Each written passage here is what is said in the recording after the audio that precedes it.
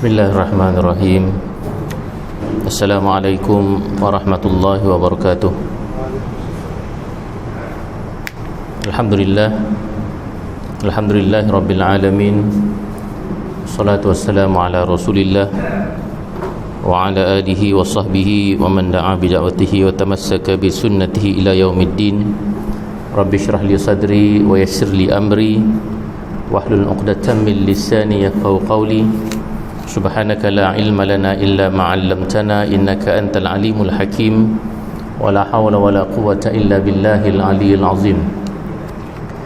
Alhamdulillah, tuan-tuan, puan-puan, datuk-datuk yang dihormati sekalian, kita bersyukur pada Allah Subhanahu wa taala atas segala limpah kurnia, nikmat dan keizinan dari Allah Subhanahu wa taala yang membolehkan kita masih terus hidup dalam keadaan beriman dan tunduk kepada Allah Subhanahu wa taala, dan cuba untuk mengambil sebanyak mana hikmah dan kebijaksanaan ilmu yang telah Allah Ta'ala kurniakan melalui huraian para ulama besar seperti Imam Al-Ghazali rahimahullah ta'ala, seperti mana kitab yang sedang kita baca, iaitu kitab Ihya Ulumuddin, bab ilmu, babul ilm. Dan kita juga berdoa kepada Allah SWT agar kita dapat bertemu dengan bulan penuh keberkatan, bulan Ramadan Al-Mubarak yang tidak berapa lama lagi, insya-Allah. Kita menyambung perbahasan berkaitan dengan bab ketiga dalam Kitabul Ilm Imam Al-Ghazali ini, berkaitan dengan ilmu yang tercela. Ilmu yang tercela, dan apakah sebab-sebab yang menjadikan satu-satu ilmu itu buruk ataupun tercela. Ini penting kerana dalam konteks kita hari ini, kesibukan kita menyebabkan masa yang kita ada untuk kita menghabiskan urusan kehidupan kita ni semakin sedikit. Jadi kalaulah dengan masa yang singkat yang kita ada ni, kita menghabiskan masa yang ada untuk sesuatu perkara, termasuklah hal-hal ilmu ini, kepada ilmu-ilmu yang sebenarnya tidak diiktiraf oleh agama, jadi rugi sangatlah, rugi sangat. Sebab itu agama Islam itu sudah cantik membahagikan ilmu itu, para ulama membahagikan ilmu itu kepada dua bahagian, paling kurang dua kategori yang besar. Satu yang dipanggil fardu ain, satu lagi yang dipanggil fardu kifayah. Tujuan pembahagian itu antara lain ialah mengambil kira sifat ataupun fitrah manusia yang umurnya cukup pendek, kan? Kita tak boleh nak belajar semua benda, kan? Tetapi di sana ada ilmu-ilmu yang sebenarnya wajib untuk kita pelajari kalau kita mengatakan kita beriman dengan Allah SWT. Kalau kita Muslim, maka ada ilmu-ilmu yang sifatnya memang macam mana pun kita kena belajar.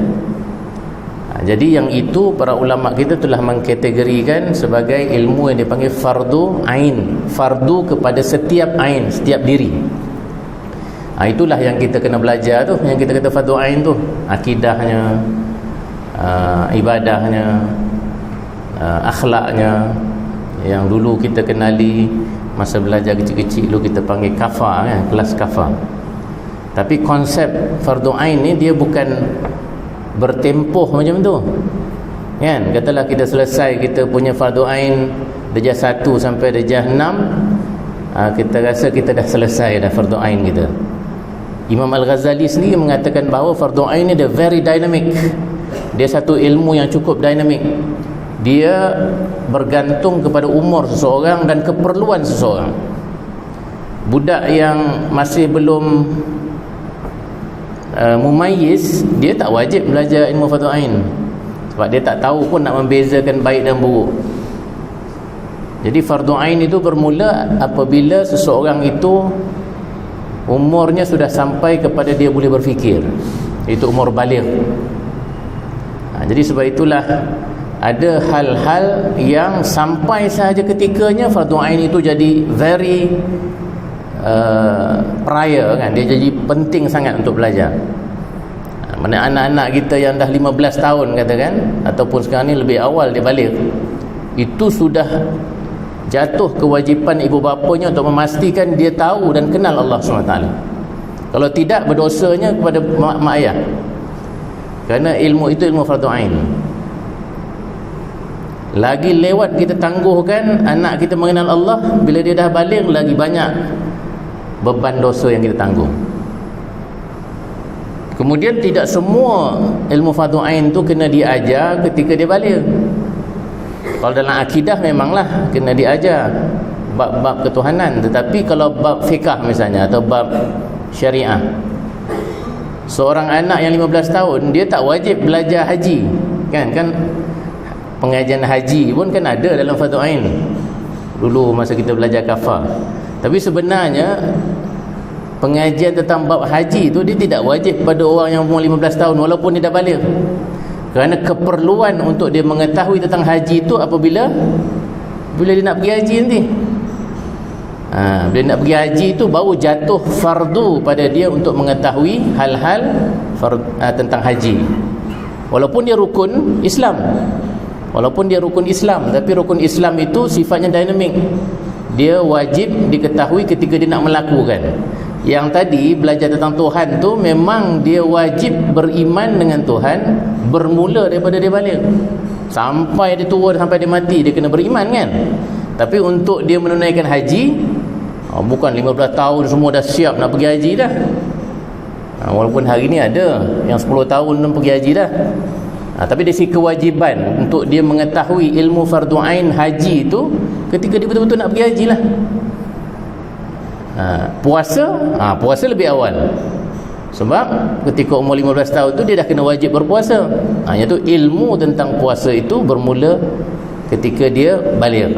Jadi ada benda-benda yang dia bergantung kepada keperluan. Tapi memanglah dalam konteks kurikulum, dalam konteks orang kata pedagogi kan, nak memudahkan, kita ajar dulu yang umumnya pada ketika kafah tu. Tetapi nanti jangan bila nak pergi haji tak belajar. Yang kafah tu lupa dah umur berapa tahun kan. Yang paling penting ialah ketika nak pergi haji. Sebab tu kita ada kursus haji apa semua. Sebenarnya nak mengulang ilmu fardu ain tu. Ilmu fardu ain untuk kita mengetahui tanggungjawab kita melakukan rukun iman, iaitu pergi haji. Itu menunjukkan bahawa ilmu ni para ulama kita dah permudahkan sebenarnya cara kita belajar. Cuma hari ini disebabkan oleh perkembangan ilmu, perkembangan teknologi, digital dan lain-lain lagi, ilmu tu dah jadi terlalu banyak. Terutama sekali ilmu yang masuk bukan kategori fardu ain. Fardu ain tu dia tak berubah. Tentang Tuhan sejak 1000 tahun, 1400 tahun dulu Nabi datang sampai hari ini, ilmu fardu ain dia tetap. Jumlahnya tu tak bertambah. Sebab tak mungkin zaman Nabi sifat Tuhan 20, zaman ni dah jadi 2000. Sebab apa? Sebab Tuhan ni dah banyak kerja sekarang. Dulu tak banyak kerja. Sekarang kita kena banyak lagi tahu tentang Tuhan. Tak. Tuhan tu yang sama, Asmaul Husna 99 nama Allah daripada dulu sampai sekarang 99 lagi. Tak bertambah satu pun. Jadi tentang fardu ain tidak bertambah. Solat pun begitu juga, haji pun begitu juga. Jadi ilmu fardu ain dia punya kuantitinya dah tetap. Tetapi yang tidak tetap ni ilmu fardu kifayah. Ilmu fardu kifayah ialah ilmu-ilmu yang penting untuk seorang yang muslim, tetapi kepentingan dan kewajipannya itu bergantung kepada keperluan masyarakat. Kalau dalam masyarakat Islam itu sudah ada orang-orang yang mendalami satu ilmu fardu kifayah, bukan fardu ain, fardu kifayah, dan sudah mampu untuk memenuhi keperluan orang Islam yang ada, maka yang lain tak perlu belajar. Contoh, ilmu undang-undang, ilmu ekonomi, ilmu perubatan. Ini semua dipanggil ilmu fardu kifayah. Hari ini ilmu IT, ilmu teknologi, information technology. Tetapi isunya ialah ilmu fardu kifayah ni dia berkembang. Lepas satu ilmu datang satu ilmu, sekarang ni dah ada ilmu AI, ilmu artificial intelligence, yang robot-robot ni dah jadi macam manusia, kan? Ada satu yang terbaru, isu chat GPT tu, kita type apa sahaja dia boleh buat semua benda, kan? Jadi anak-anak kita belajar kat universiti pun, kalau nak buat assignment dah ada tajuk, type saja kat chat GPT tu, dia boleh susun daripada introduction sampai conclusion. Apa dia tu? Jadi maknanya ilmu-ilmu yang bersifat fardu kifayah ni dia terlalu berkembang pesat. Persoalan kita bagi kita orang Islam, wajibkah semua orang Islam belajar ilmu-ilmu fardu kifayah ni? Entah-entah ada ilmu yang kita duk kata ilmu fardu kifayah kita nak belajar ni sebenarnya termasuk dalam ilmu-ilmu yang dalam kategori yang dibuat oleh ulama-ulama kita ilmu yang tak perlu pun, malah ilmu yang tercela. Jadi sebab itu kita penting untuk kita memahami kategori-kategori ilmu. Yang bab ilmu ni jarang kalau kita tengok dalam universiti, dalam sekolah, cikgu-cikgu ajar, kan? Pernah tak kita dulu belajar awal-awal masuk sekolah, cikgu ajar dulu apa itu ilmu? Tak ada, kan? Masuk-masuk dah belajar sains, masuk-masuk dah belajar sejarah. Cikgu sejarah tu pun tak ajar apa itu ilmu. Sebelum kita belajar sejarah, sejarah ni ilmu. Tapi adik-adik tahu tak? Kamu tahu tak apa itu ilmu? Tak ada. Sedangkan ini yang penting. Sebab itu Imam Ghazali satu kitab ni bab ilmu saja. Dia tulis kerana apa? Kerana ramai yang kadang-kala keliru tentang ilmu ni. Contohnya itulah, bila hari ni orang nak cari semua ilmu, kononnya nak berilmu, nak berinformasi, rupanya sebahagian ilmu yang mereka cari itu tak perlu pun. Tak perlu pun bagi mereka. Jadi sebab itu penting untuk paling kurang, walaupun Imam Ghazali banyak bagi contoh-contoh lama lah. Sebab Imam Ghazali ni dia meninggal dunia 1111, abad ke-12 dulu. Tapi kita bolehlah kiaskan ilmu-ilmu yang contoh yang diberi oleh Imam Ghazali itu kepada ilmu-ilmu yang ada pada hari ini. Baik, kita balik kepada yang kita ni lah, kan? Tak habis pula, kan? Tak habis pun dah muka surat 126 dah kita ni. Kalau sedikit revision, bab yang kita baca ni ialah ilmu-ilmu yang tercela. Imam Ghazali memberikan sebab kenapa satu-satu ilmu tu boleh jadi tercela. Sebab yang pertama ialah apabila ilmu itu membawa kemudaratan baik kepada yang belajar ilmu ataupun orang lain. Hasil dari dia belajar tu dia beri mudarat pada orang lain juga. Contoh yang diberi oleh Imam Ghazali, ingat tak? Ni kalau kat kelas kena tanya, kan? Sebab contoh yang diberi ialah ilmu sihir, kan? Ilmu sihir ni ialah ilmu yang dia merosakkan orang yang belajar dan merosakkan orang lain. Sebab bila melakukan sihir ini dia merosakkan orang tu sendiri, dari segi akidahnya rosak, dari segi hatta jasmaninya pun mungkin terkesan juga. Dan yang lebih buruk, sihir itu sendiri digunakan untuk merosakkan orang lain. Jadi sihir itu contoh ilmu yang dia mudarat kepada dua-dua sekali. Paling bahaya lah, ini paling tercela lah. Sebab itu sihir ini haram dalam Islam, tidak boleh dipelajari atas sebab apa pun. Kalau nak lawan sihir pun tak payah belajar sihir. Sebab kita ada cara-cara yang diajar oleh ulama-ulama kita untuk mengelakkan sihir. Bukan dengan cara belajar sihir tu, ya. Tapi saya tak perlu ulang. Yang kedua, yang kita juga dah sebut, sebab kedua kenapa satu ilmu itu menjadi mudarat ialah apabila ilmu itu lebih memberi mudarat kepada diri orang yang belajar. Dia tak sangat kepada orang lain, tetapi kepada diri dia sendiri. Contoh yang diberikan ialah ilmu nujum, ilmu bintang. Kan? Ilmu bintang. Walaupun ilmu bintang ni, kata Imam Ghazali, dia ada dua aspek, dia ada dua dimensi. Ada aspek baik, ada aspek yang buruk. Aspek baik pada ilmu nujum tu adalah ilmu yang digunakan, bintang-bintang ni digunakan oleh para pelayar misalnya. Orang yang belayar menggunakan buruj-buruj, kedudukan-kedudukan bintang itu untuk menjadi asas kepada pelayaran, ataupun untuk mengetahui tentang cuaca, ataupun untuk mengetahui tentang arah angin misalnya. Semua itu boleh dilihat melalui pergerakan bintang-bintang. Ini the positive aspect of astronomy, nama pun astronomy. Tetapi yang menjadikan ilmu bintang itu buruk apabila ia dijadikan sebab untuk melihat nasib manusia, kesan daripada pergerakan bintang-bintang dan kesannya terhadap alam sekeliling, yang akhirnya beri kesan kepada diri manusia, termasuk karakter manusia. Karakter manusia. Itu yang jadi, tengok bintang tu dalam surat khabar apa ada kan. Ni bintang apa, lahir bulan berapa, ni bintang apa, Capricorn, bintang apa kan. Saya ingat Capricorn je sebab kita dulu kecil-kecil orang kata Januari, 1 Januari Capricorn lah. Kita pun tengok Capricorn tu apa ciri-ciri dia. Seorang yang pemalu, seorang yang suka itu, suka ini. Kita pun ingat diri kita macam tu. Ini yang bahaya. Kerana apa? Kerana kalau kita percaya benda itu secara i'tiqad, di situlah rosaknya akidah kita. Dan itulah yang digunakan oleh orang ahli nujum ni kan, ahlun nujum, nujum pak belalang, nujum tenung nasib. Tenung nasib pun menggunakan kaedah bintang juga.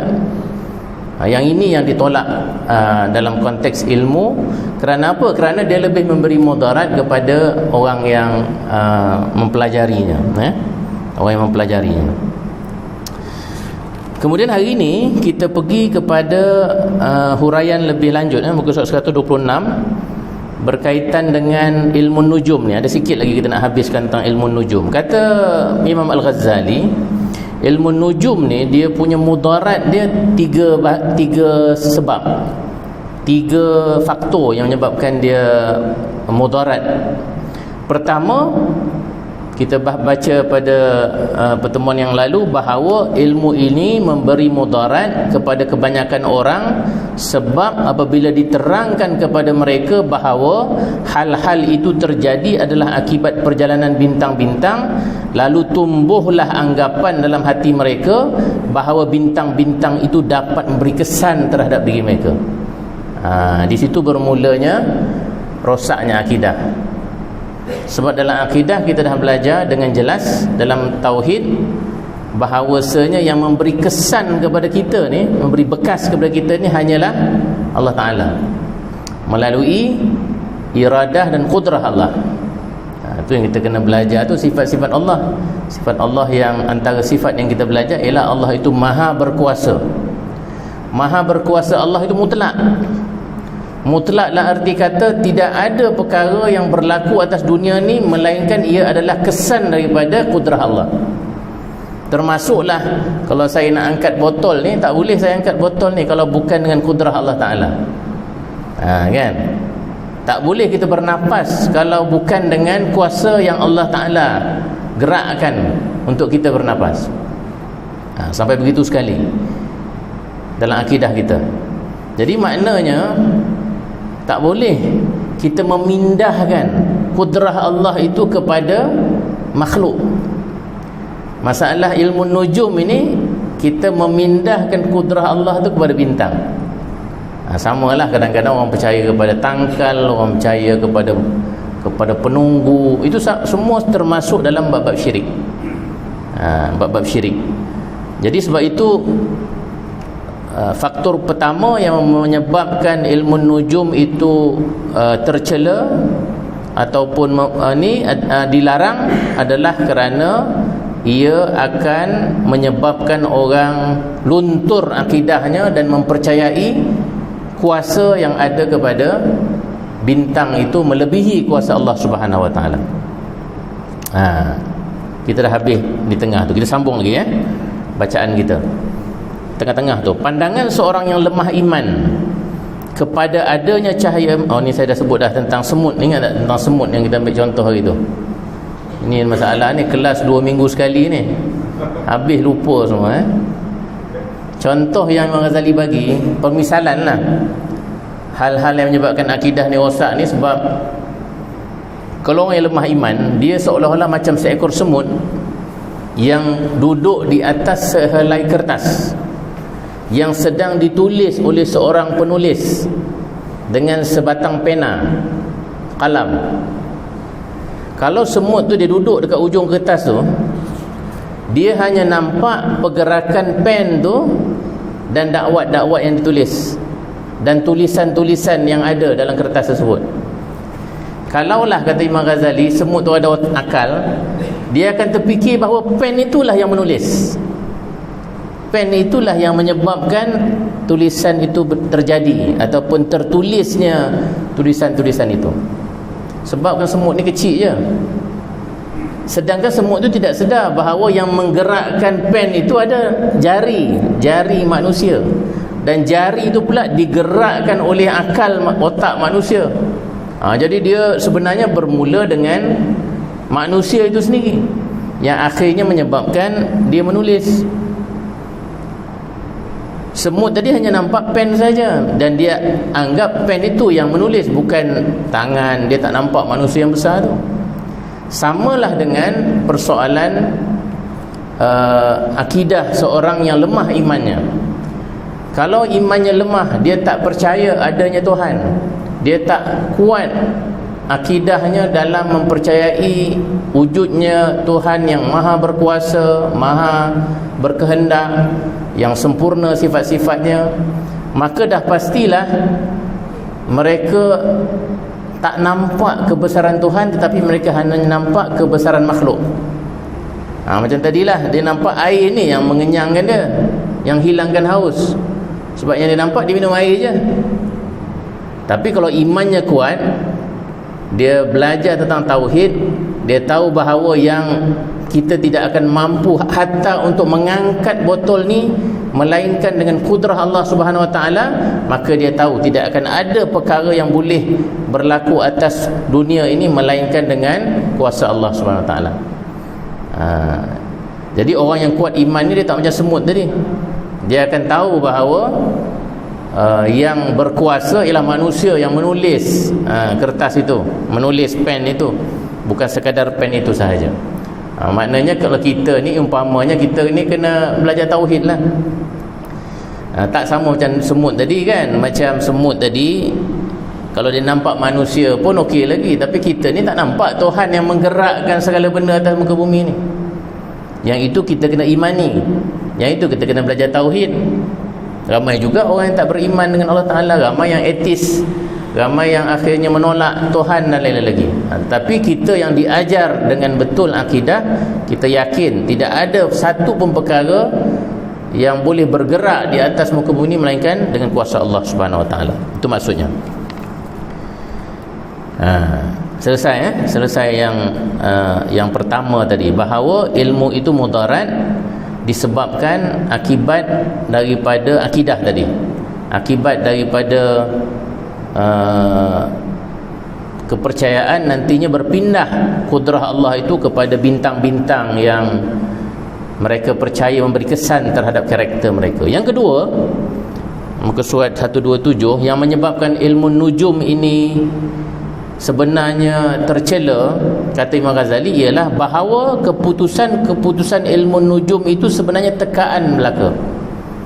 Dia pure, orang kata apa, prediction saja, kan? Bukan pasti, tidak pasti, kan? Kena pula macam nujum 4 belalang tu, lagi kena tipu pula orang tu, kan? Cari kambing dia hilang apa semua, lagi teruk. Itu memang nujum betul tu. putar belit punya nujum. Tapi hatta ahlun nujum ke ahli tenung nasib ni, mereka sebenarnya menggunakan kebetulan-kebetulan yang berlaku pada takdir Allah Subhanahu Wa Taala. Mungkin firasatnya kuat. Firasat kan, firasat ni sebahagian daripada ilmu juga.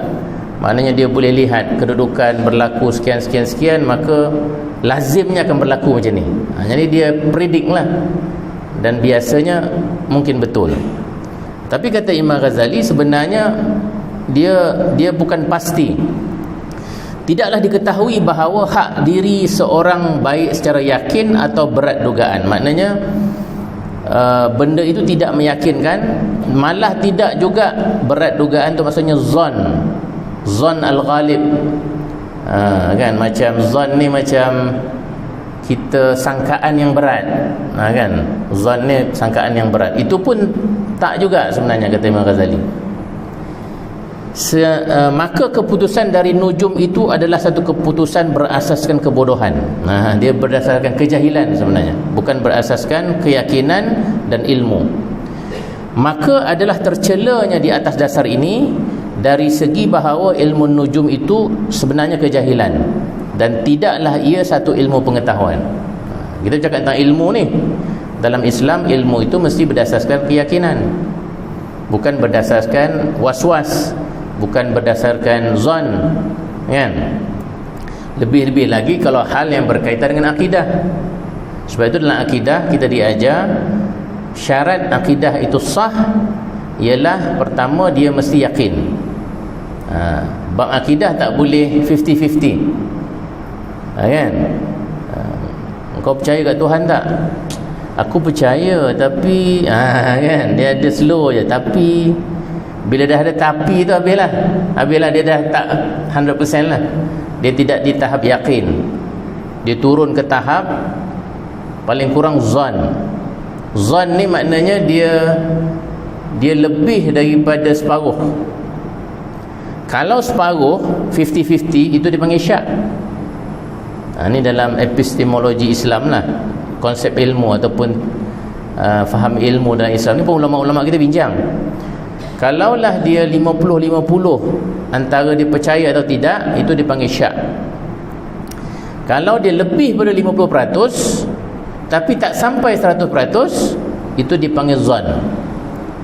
Kalau dia bawah daripada 50% tapi bukan kosong, itu dipanggil waham. Jadi waham lagi teruk lah. Kalau berdasarkan waham saja memang tidak boleh diterima. Syak pun tidak boleh diterima dalam akidah. Malah zon pun tidak boleh diterima dalam akidah. Maknanya bab percaya Tuhan, percaya Rasul, percaya hari akhirat, percaya qada dan qadar, percaya kepada malaikat, percaya kepada apa lagi yang rukun iman, itu semua kena tahapnya tahap 100%. Kalau tidak sampai ke tahap 100%, kena buat jadi 100%. Macam mana nak buat jadi 100%? Kena belajar akidah, belajar tauhid lagi. Kalau masih ragu, yang dah datang masjid ni tak mungkinlah ragu. Tak tahulah, kalau ada yang ragu, ada yang ragu. Tak ada. Tak, kalau ada pun tak apa, kita bincang lah. Kita bincang.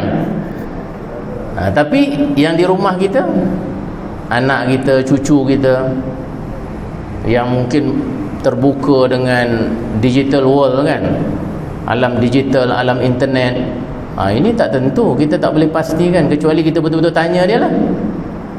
Kadang-kadang dia jawab okey, tapi cara tindakan dia, cara dia bercakap dengan kita boleh tahu dia yakin kita tak dengan Tuhan.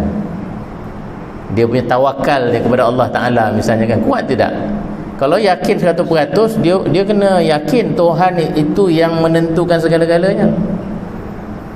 Tapi kadang-kadang kan kita sendiri pun kadang-kadang ragu-ragu kan. Itu perkara yang berkaitan dengan bab-bab ilmu dalam Islam. Bab akidah lebih-lebih lagi dia mesti yakin. Yang kedua, syarat akidah yang sah ialah dia mesti muwafaqah lil haqiqah. Dia kena selari dengan hakikat. Ada juga orang dia yakin 100%, tapi yang dia percaya yakin itu benda yang palsu.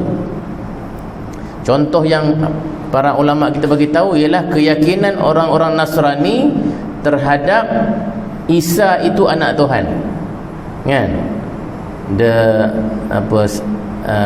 The divinity of Jesus. Kan orang Kristian dia percaya sungguh-sungguh bahawa Nabi Isa itu anak Tuhan, sedangkan itu palsu, itu tidak betul.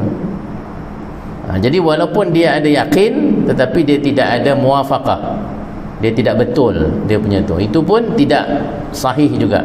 Dan yang ketiga, kata para ulama, dia kena ada dalil.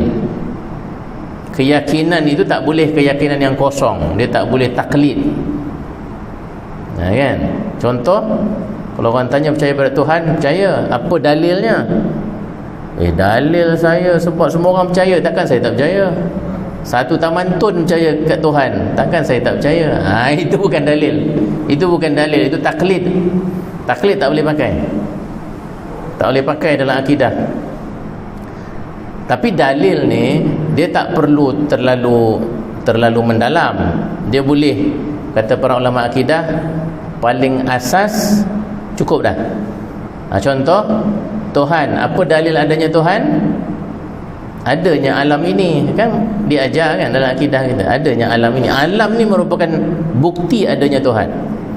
Cukup dah kalau kita ada keyakinan macam tu. Tapi cukup ke tidak itu pun subjektif juga. Kalau dia duduk dalam masjid, selalu datang masjid apa semua, cukup lah. Tapi kalau katakan dia dekat universiti di barat pula, dia Muslim tapi duduknya di barat, belajar di universiti di barat, dan semua kawan-kawan dia ateis belaka. Kawan dia semua tak percaya Tuhan langsung. Yang ini tak cukup kalau dalilnya dia kata adanya alam ini, sebab itu akan dipersoalkan oleh golongan-golongan ateis. Dia kata, how do you justify that this universe is the proof of the existence of God? Kita cakap Inggeris lah, sebab kat barat ni, contoh barat kan. Macam mana nak jawab? Dia kena, maknanya dalil itu kena bitafsil, kena lebih mendalam lagi. Apa maksudnya alam ini adalah bukti kewujudan Tuhan, dia kena tahu lebih mendalam. Dan ulama kita hurai dulu fitrah alam ni macam mana. Alam ini hawadis, dia ada sukun wa harakah, dia sentiasa bergerak dari satu keadaan ke satu keadaan yang lain. Dan sesuatu yang bergerak dari satu keadaan ke satu keadaan yang lain, dia tidak boleh bergerak melainkan ada penyebab dia bergerak dari satu sebab, dari satu keadaan ke satu keadaan yang lain. Dia dah jadi detail lah. Tapi mungkin yang detail itu perlu untuk yang duduk dekat barat tu. Kalau tidak, nanti dia jadi ragu balik. Dia jadi ragu balik. Sebab di barat dia senang je dia tanya, how do you prove existence of God? Sebab bagi mereka yang wujud itu mesti dapat dibuktikan oleh panca indera. Boleh nampak, boleh pegang, boleh ni, kan? At least your five senses lah. Macam mana kita nak buktikan Tuhan ni boleh dilihat, boleh dirasa, boleh dipegang? Pun susah juga. Sebab itu dalil-dalil kita itu bukan sekadar dalil empirical, bukan sekadar dalil yang bersifat nampak saja, tetapi dalil akal. Dalil akal. Mungkin kita guna dalil macam Imam Hanafi, kan tak saya cerita Imam Hanafi, Abu Hanifah dengan Dahari, dengan orang etis. Imam Abu Hanifah kata, bawakan susu kat aku. Dalam susu ni ada minyak, tapi kau boleh tunjukkan kat aku kat mana minyaknya? Dia tanya Dahari. Dahari tu kata dia tahu dalam minyak ni, susu Arab lah ni, dia tahu dalam susu tu ada minyak, tapi dia tak boleh nak tunjuk di mana minyak dalam susu tu. Jadi itu dalil. Kalaulah benda di hadapan yang empirical, yang kita lihat pun ada benda yang ada tapi kita tak nampak, ini kan pula Tuhan yang menjadikan alam ini. Lagilah dia tidak boleh berada pada benda yang dia jadikan. Itu semua menggunakan kaedah dia panggil dalil akli. Dan itu juga sebahagian daripada ilmu akidah, ilmu usuluddin. Okey, cukuplah itu footnote-nya tu. Kita tengah bercerita tentang bahawa ilmu nujum itu dia bukan bab ilmu, dia sekadar tekaan-tekaan saja. Jadi dia sebenarnya satu kejahilan, kata Imam Ghazali. adalah yang demikian itu. Tetapi kata Imam Al-Ghazali, ilmu tentang nujum tadi itu ada dulu, kerana ia satu mukjizat yang Tuhan berikan kepada Nabi Idris alaihissalam. Pernah Tuhan memberikan ilmu macam ilmu nujum tu, untuk berdasarkan bintang itu, pernah diberikan, tapi dalam bentuk mukjizat kepada Nabi Idris. Tapi mukjizat tak sama dengan nujum. Mukjizat ni Tuhan memberikan keizinan untuk nabi-nabi ini melihat kudrah Allah Ta'ala dalam sesuatu keadaan yang di luar sunnahnya. Contoh, Nabi Ibrahim kan tidak terbakar oleh api. Kelaziman Tuhan sunnatullah, api akan membakar. Tapi pada ketika itu Allah menunjukkan kepada Nabi Ibrahim kekuasaannya untuk mengubah sunnahnya. Kalau sunnah biasa api terbakar, ketika itu Allah mengubah, nak menunjuk kekuasaan Allah SWT. Jadi kepada Nabi Idris, Allah Ta'ala pernah bagi ilmu ni. Tetapi kata Imam Ghazali, tetapi ilmu nujum itu telah lenyap, tersapu dan terhapus. Bila Nabi Idris sudah tak ada, ilmu itu pun akhirnya lenyap. Dan Tuhan tidak kurniakan lagi kepada siapa-siapa selepas Nabi Idris alaihissalam. Okey. Apa yang kebetulan benar terjadi dari ahli nujum itu secara luar biasa, maka kata Imam Ghazali, itu adalah satu kebetulan. Jadi ahli nujum yang kebetulan dia punya tekaan tu betul, itu kebetulan. Kebetulan dengan apa? Kebetulan dengan takdir Tuhan. Kan? Kebetulan dengan takdir Tuhan. Kita orang yang beriman, kita akan kata itu takdir Allah. Yang ilmu nujum teka betul tu bagi kita, itulah takdir Allah SWT. Allah Ta'ala boleh mentakdirkan sebaliknya. Tak semestinya seperti mana yang ilmu ahli nujum tu bagi tahu, kan? Kerana kadang-kadang muncul di atas sebahagian sebab-sebab dan tidak terjadi akibat di belakang sebab-sebab tadi, melainkan sesudah memenuhi banyak syarat-syarat yang tidak sanggup tenaga manusia mengetahui hakikatnya. Berbelit-belit sikit.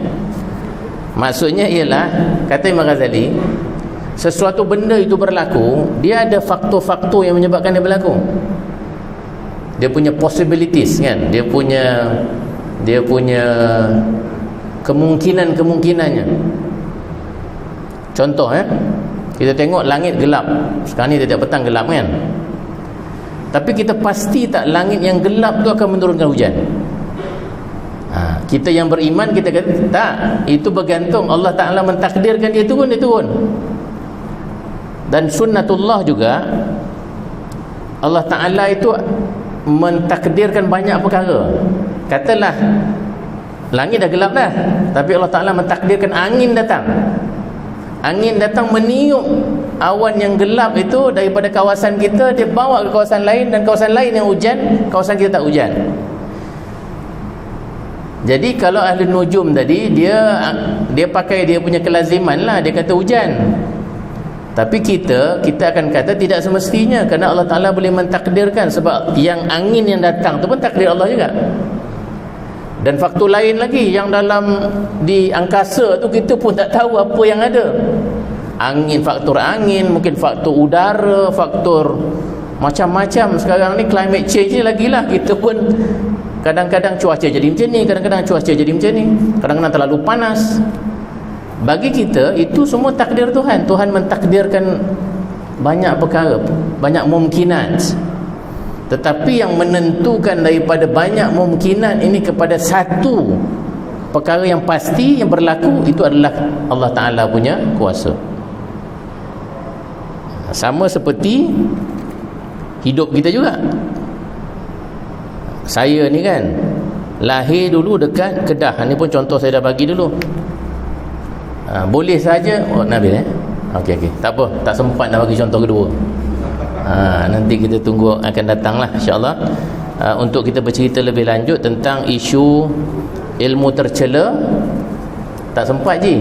Nanti kita borak-borak lepas Isyak. Kalau nak bagi contoh yang saya tu lah. Ya, tapi itulah poin itu dah ada tadi dalam contoh yang pertama.